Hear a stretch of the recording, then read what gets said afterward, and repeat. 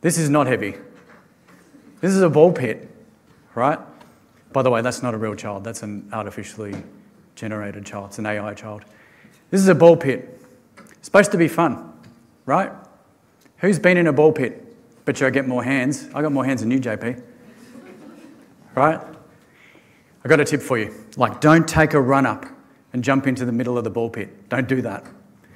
You'll jump in, you'll hit the middle, and you'll think, my God, I've got to get out.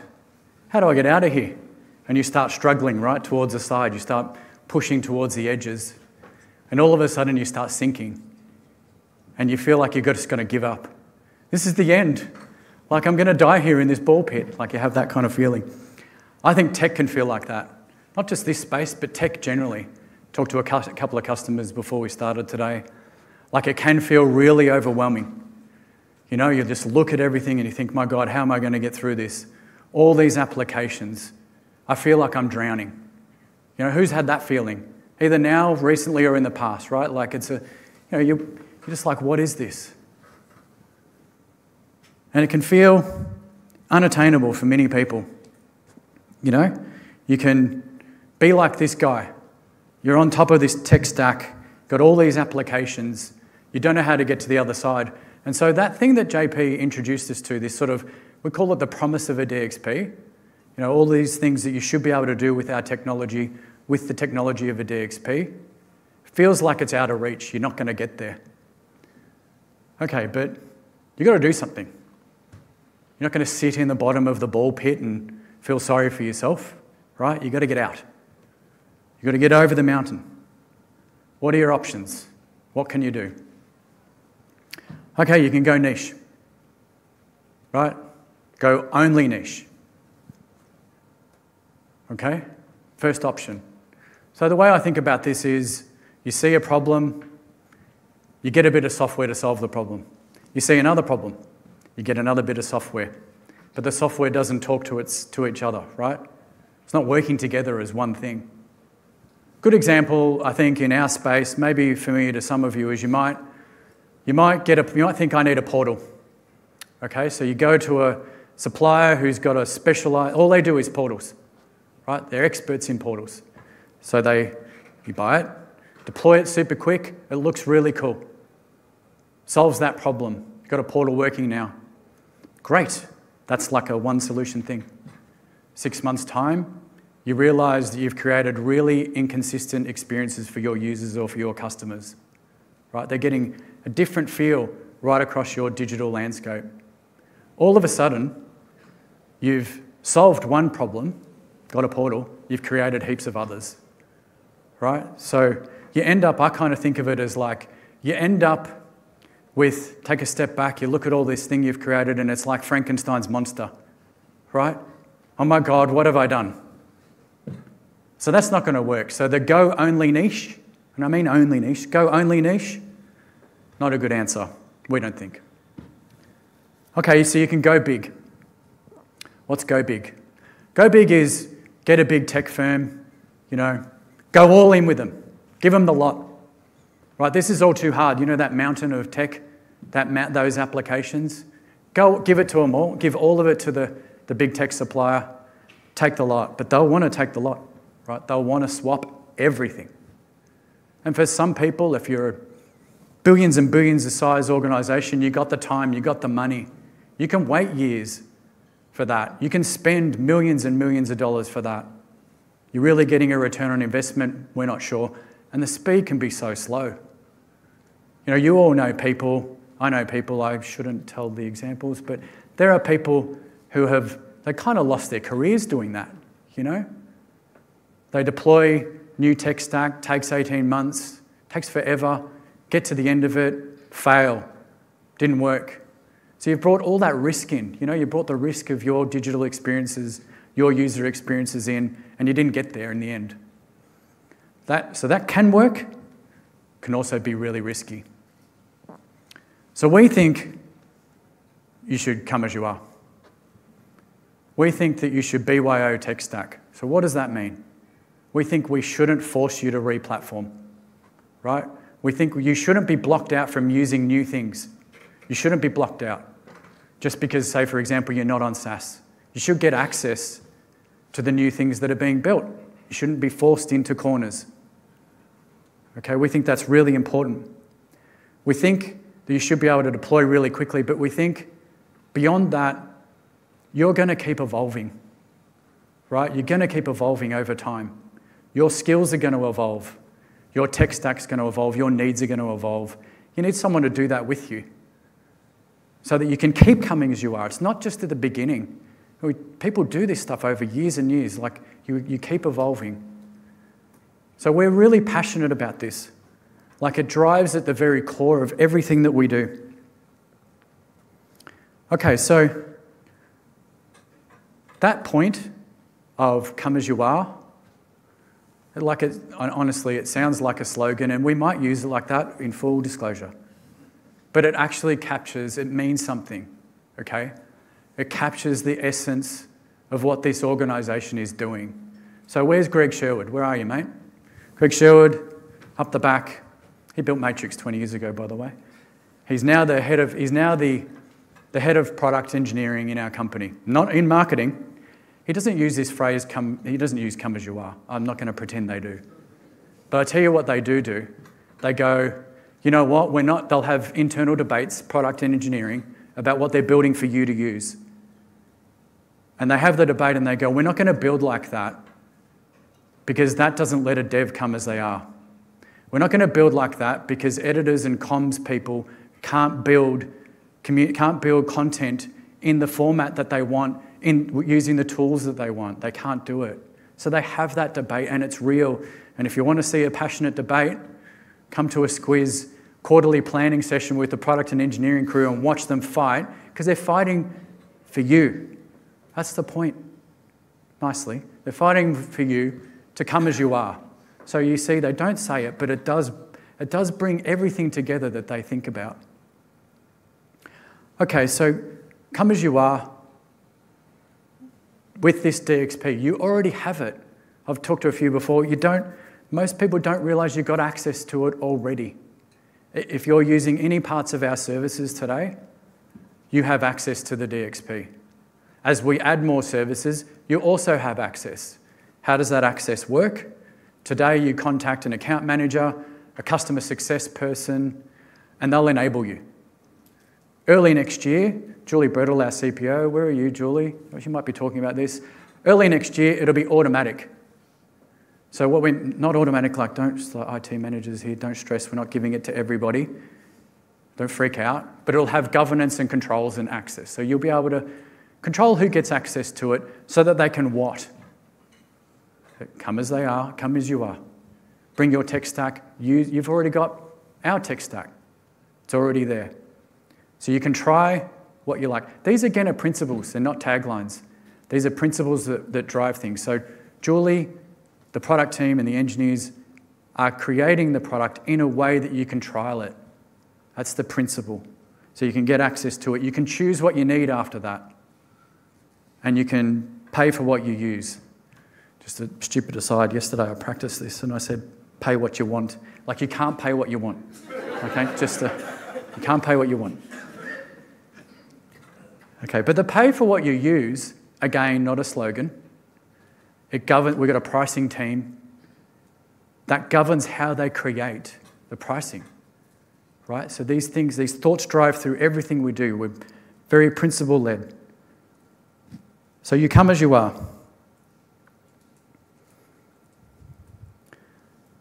With the world's most composable DXP. Okay, that's a big claim, right? We're well on the way to this. I don't say we're there. Okay, but we're well on the way. So it is composable in the way that JP said. So JP, you said a lot of the passion in JP, a lot of the things that he's really driven about is this thought of composability. So you are on a platform and you do get the benefit of all of the platform tools. We have that bit. I'll come to the worlds. Okay, so the worlds bit is, how do I explain this simply? Composability is more than this piece of software talks to that piece of software. That's just integration. That is not composability. Okay? True composability is you can swap services in and out and manage them as if they're the same product. That sentence means a lot. You can swap services in and out and manage them as if they're the same product. We could spend 2 days talking about that. That is a very big difference to just doing integration. Frankly, anyone can do integration. Lots of people will say, yeah, all the tech stack talks together. It's just integrating. It's not truly composable. This thought drives everything that we do. You can't, here's the thing. Tracy, this is a bit that I'm really fired up about this. You can't just wake up one day and go, we're composable. Ta-da! We're composable now. When you're a software supplier like us. You can't do that, right? You can't be a really big tech firm and buy a lot of smaller firms. You can't grab them, buy them all, sticky tape them all together, slap a logo on the front and go, we're composable now. It just doesn't work like that, right? You have to architect. So Greg, Jason Fisher, put your hand up. Jason's our CTO. Their teams, Julie Brettel, huge team. You have to build like this for years to be truly composable. It doesn't just happen like that. There's a lot of work that goes into it. And I get passionate about it because I worry that the industry has not understood it. You don't really get this truly composable experience at the end just because an organisation says so. We are not all the way to where we want to be. We are well down the road. We are well down the road to the world's most composable DXP. That's what we're building. Okay, so that's the composable bit. That's that story. I'm clearly very passionate about that. You've got to also fulfill the promise. So there's okay, great, it's composable. And as we say, what's composable? Right? I don't want to have a whole bunch of services that aren't very good composable. So what?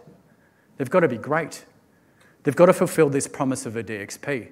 So we will talk to you a lot about this through the rest of today, but beyond today. So what is the promise of a DXP? So JP described the 5 things. We fulfill many parts of those 5 things today and a lot more very soon. And by very soon, I mean Julie's going to make some announcements. Julie, the outside of them is September. September is the furthest out date we're going to talk about. And nothing we're talking about isn't already being built because we don't want to do presentations in PowerPoint about theoretical things that we're thinking about one day. We want you to know what's available now and very soon. Okay, so personalisation. Personalisation is available for us now. You can do a lot in Matrix, but you have to be a dev. Very soon, if you're a marketer or a content creator or a comms person, you'll be able to do personalisation easily yourself without the dev. Okay, easily yourself without the dev. So what sort of stuff would you be able to do? A simple example is you can, look for a student who has a low GPA and they haven't logged into your portal for, say, a week or something. So you see I said and, like these complex business rules that you can employ. These are ands. You can get the data and say, okay, so who is that person who's got a low GPA, hasn't logged in for a while, because we want to do something differently with them, right? So we grab that piece of data. You can just produce the data and hand it over to your student success people if you're a college or a university, and they can analyse it and use it, but they can also use it to create different experiences for those people. But the powerful thing here is it's not just what you can do. The point here is that marketers, comms people, you can do it. You don't need an editor. You don't need a dev. Okay, and that's really, it's a very big change. Okay, so we can do a lot today in channels. I think Nat Semler, our Chief Services Officer, hands up, Nat. Nat's going to talk a bit about how Connect and Data Store work, so I won't steal your thunder. But they are products that came out at Squiz a few years ago. A lot of customers are using them. They do a lot of different things, so I won't explain them all. One of the things they do is that they bring data in from your ecosystem. So a bunch of different sources, bring data in, they turn it into the right format so you can push it out into multi-channel experiences. Really, really cool. Again, though, probably got to be a dev. We need to unlock that. We are unlocking that. There's a whole bunch of work going into the Squiz marketplace so that you can use it, and we're getting better and better at making that available for people so that non-technical people can use it.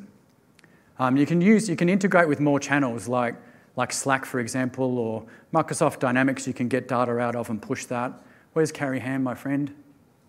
Could be the smartest person I've ever met, Carrie. Carrie, hand up the back. So say hi, everyone. So Carrie, I think you've got like a chat booth or something like out the front on breaks. So if you're keen to go, okay, I want to do more integrations, or I want to nag Carrie because I've got something that I want to have a pre-built integration for later, go nag Carrie on a break. You can find out a lot more about that. So channels doing a lot. Okay, so self-service. So self-service, we can do a heap of self-service enabling things today. Really cool. One of the things that we're getting better at, we're going to get a lot better at next year, which is your September announcement, I think, Julie, is advanced forms. Okay, so that you can do logic, like conditional logic. So conditional logic is the next question that you get presented, like in a forms, is dependent on the way you answer the previous question. Okay, that's conditional logic. So you want to be able to do that and do that easily. You also want to be able to sometimes include payment options, right? So you want to be able to do that, and you want to be able to do that if you're not a dev. So the way that we're creating forms, advanced forms, mid next year, is to be done in a way that non-technical people can do it and do it super quick. Julie says minutes. Like, I don't want to promise, is it really minutes? Julie says minutes for doing that sort of thing, which I think is absolutely amazing, right? That's what we're building. Why? So that you can get more self-service, right? Many of you are trying to get more self-service for it's not self-service for you, it's self-service for your users, your customers, okay? So that you're trying to get more automation, more self-service. So that's really cool. Governance, second last of the 5. So governance, we do a lot today on governance. Like ISO, we've invested a lot in data centers, SaaS with AWS and all of the tools that AWS bring, and there's a session later with Jason and the AWS crew. You can find out more about that. Bug bounty, really cool. Nag Jason on a break. What's bug bounty? We're doing that. But we're doing a lot. Performance, one of the really cool things in performance is even if you're not using our tech stack, any tech stack, not even in this space, the more you use, the more you consume, if nothing else changes, it can slow down. It can. These guys, these brilliant people, are making it such that while you can even get more and more from us that we're building over the next couple of years, they're architecting it in a way that's actually getting faster and faster. Nag Jason again. How are we getting faster? So by that I mean the system that you're using with us is getting faster and faster. So Jason or Greg or any of that crew, they can help you understand that better. Okay. I think this is the best to last, but I don't know. Maybe the personalisation, the marketers. Julie and I have been having this debate. It's time to unlock the devs, right? Unleash the devs. They laugh at me when I say that, but I mean like unleash the devs. So the devs today can be shackled. You can be trapped into matrix, right? You need matrix skills. It takes you quite a while to learn them. We don't want that for you. We want you to be able to time for devs to come as you are. Bring your skills. So bring JavaScript, bring React frameworks. Build the way you want. Build locally. Build independently. Use your environment, right? Test and put it back in yourself. Move super fast. Build brilliantly clever solutions. This is an absolute game changer for devs. Devs at Squiz, devs in your organisation. We've got a session on this later. I think this is absolutely amazing what the guys have done. This is not like some pie in the sky thing. They've built it. It's just in final stages of testing. They're going to demo it today. So Greg Sherwood, Chris Grist, They're representing an amazing group. They are amazing, and they're representing an amazing group of people who have built this. It's like a great moment for all of the dev community. If you're a manager of devs, what's that mean for you? It can be hard to upskill someone, to train them in this environment today. That's gone. You can hire people with generic skills in the industry, get them up and running super quick, build amazing solutions. This is really, truly amazing. Okay, last slide. We're not chucking you back in the ball pit. So, we could just give you access to all of the systems, right? We could do that. You could jump in, but you'd be back in the middle, right? We've got great people. This is a key difference between us and many other people. These people are amazing. A lot of them are in services, in the wonderful team led by Nat Semler. We can bring developers, solution architects, people with industry expertise, UX and designers, people who are migration experts, and of course customer success who can train you in how to use the products, how to get the most out of it. You don't need to talk to all of them. What is a digital deep dive? Okay, so what we're covering today, what I've covered, what's about to be covered, is very generic. Like, I acknowledge that. It's a taste test for you to get your head around the concepts that we're talking about. That needs to be individualized for you. So in these deep dives, we can get the product, talk to you about what we're doing with the product, but in a way that suits your tech stack so that you can get your head around it better. But we need to hear from you as well in that digital deep dive. So in that moment, what are you trying to achieve? What are your problems? I heard quite a few this morning from the customers that I was talking to before we started. So we hear from you. Then we bring these industry experts or bring the relevant people, give you advice. And then we think we created a plan at the end of that. Now, quite frankly, you might have a digital deep dive that's an hour, and your digital deep dive might be, mate, can you get my tickets done quicker? Right, that might be it. Ed's already doing that. Going to keep doing it. Actually, did you promise that you're getting back up on stage next year and the graphs are going to keep getting better? Did you promise? You did. You did. You are doing that. All those graphs are going to keep getting better next year. So my view, just forget it. Don't have a digital deep dive for that. You might say, I need to plan our upgrade. We can do that through that process as well. But really, you might go, okay, I understand that we need to be doing personalization. I hear that organizations like us are doing it somewhere else in the world. We're not. I don't know how to get started. Where do we start? Digital deep dive will help you. Or you might want to do more self-service. Or you might want to create even better experiences. All of that can be done there. We've done deep dives that last a week, like 5 days, really full on. We've done deep dives that are 2-3 hours. So how do you get a deep dive? Where are all the account managers here? You should all know your account managers. Nag them. Get a deep dive. It's the way to just... Everything you're hearing today is a lot to take in. Get into one of these deep dives and you can go to the next level and you can decide how little or how much of all of this that you want to take in. You take in as much as you want because you come as you are.